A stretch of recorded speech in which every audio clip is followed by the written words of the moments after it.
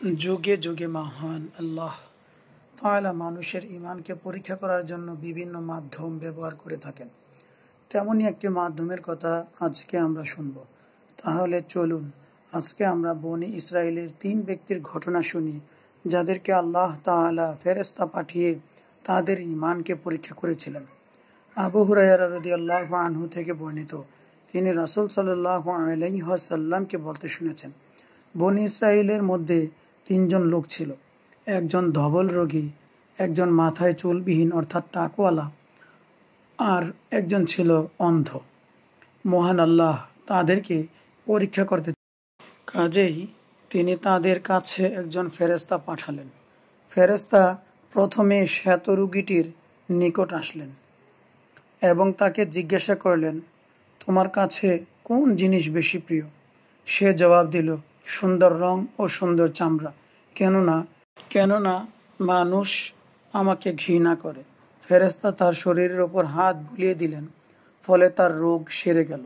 তাকে সুন্দর রং ও সুন্দর চামড়া দান করা হলো। তারপর ফেরেশতা তাকে জিজ্ঞাসা করলেন, কোন ধরনের সম্পদ তোমার কাছে বেশি প্রিয়? সে জবাব দিল, ওট অথবা বলল গরু। এ ব্যাপারে বর্ণনাকারীর সন্দেহ রয়েছে যে ধবল রোগী না টাকওয়ালা, দুজনের একজন বলেছিল ওট আর অপরজন বলেছিল গরু। অতএব তাকে একটি 10 মাসের গর্ভবতী উটনী দেওয়া হলো।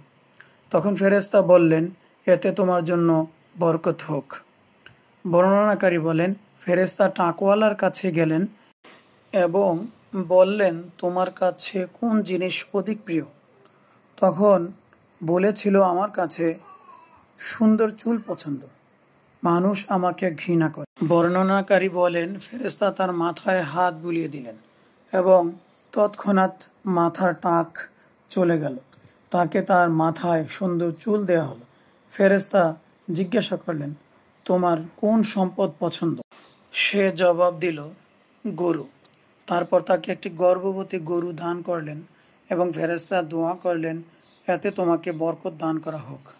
তারপর ফেরেশতা অন্ধের নিকট আসলেন এবং তাকে জিজ্ঞাসা করলেন, কোন জিনিস তোমার কাছে প্রিয় বেশি?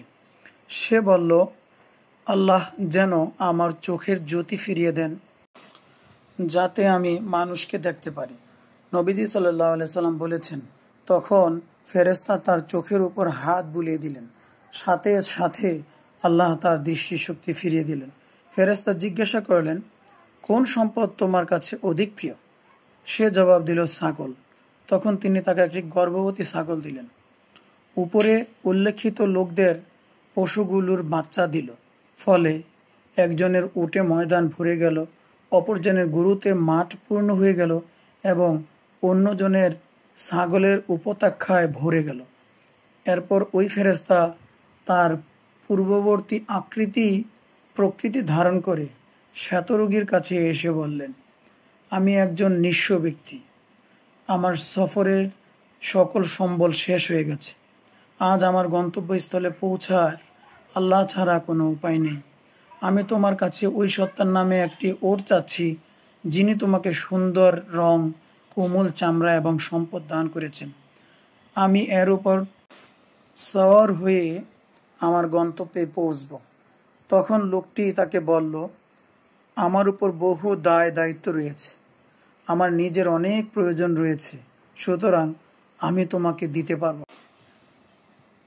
তখন ফেরেশতা তাকে বললেন, সম্ভবত আমি তোমাকে চিনি। তুমি কি এক সময় ধবল রোগী ছিলে না? মানুষ তোমাকে ঘৃণা করত। তুমি কি ফকির ছিলে না? এরপর আল্লাহ তাআলা তোমাকে প্রচুর সম্পদ দান করেছেন। তখন সে বলল, আমি তো এই সম্পদ আমার পূর্বপুরুষ থেকে ওয়ারিশ সূত্রে পেয়েছি। আস্তাগফিরুল্লাহ, কত বড় মিথ্যা কথা। ফেরেশতা বললেন, তুমি যদি মিথ্যাবাদী হও তবে আল্লাহ তোমাকে সেরূপ করে দিন যেমন তুমি ছিলে। তারপর ফেরেশতা মাথায় টাকওয়ালার কাছে তার সেই বেশভূষা ও আকৃতিতে গেলেন এবং তাকে ঠিক তদ্রূপই বললেন যেরূপ তিনি ধবল রোগীকে বলেছিলেন। এও তাকে ঠিক অনুরূপ জবাব দিল, যেমন জবাব দিয়েছিল ধবল রোগী। তখন ফেরেশতা বললেন, যদি তুমি মিথ্যাবাদী হও তবে আল্লাহ তোমাকে তেমন অবস্থায় করে দিন যেমন তুমি ছিলে।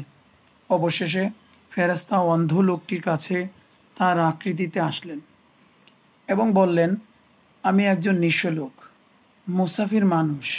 আমার সফরের সকল সম্বল শেষ হয়ে গেছে। আজ বাড়ি পৌঁছার ব্যাপারে আল্লাহ ছাড়া কোনো গতি নেই। তাই আমি তোমার কাছে সেই সত্তার নামে একটি সাগী প্রার্থনা করছি, যিনি তোমার দৃষ্টিশক্তি ফিরিয়ে দিয়েছেন। আর আমি এই সাগীটি নিয়ে আমার এই সফরে বাড়ি পৌঁছতে পারব।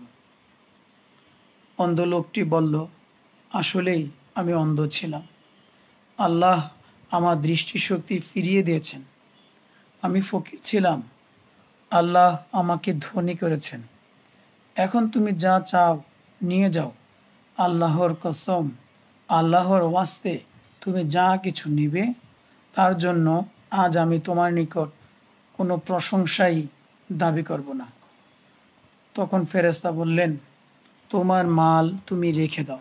তোমাদের তিনজনকে আল্লাহ শুধু পরীক্ষা করেছেন মাত্র। আল্লাহ তোমার উপর সন্তুষ্ট হয়েছেন আর তোমার সাথী দুজনের উপর অসন্তুষ্ট হয়েছেন।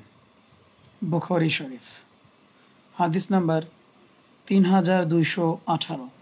এই হাদিস থেকে আমরা যা শিক্ষা পেলাম, মহান আল্লাহ কাউকে সম্পদ দিয়ে, রাজত্ব দিয়ে, সন্তান সন্ততি দিয়ে পরীক্ষা করে থাকেন।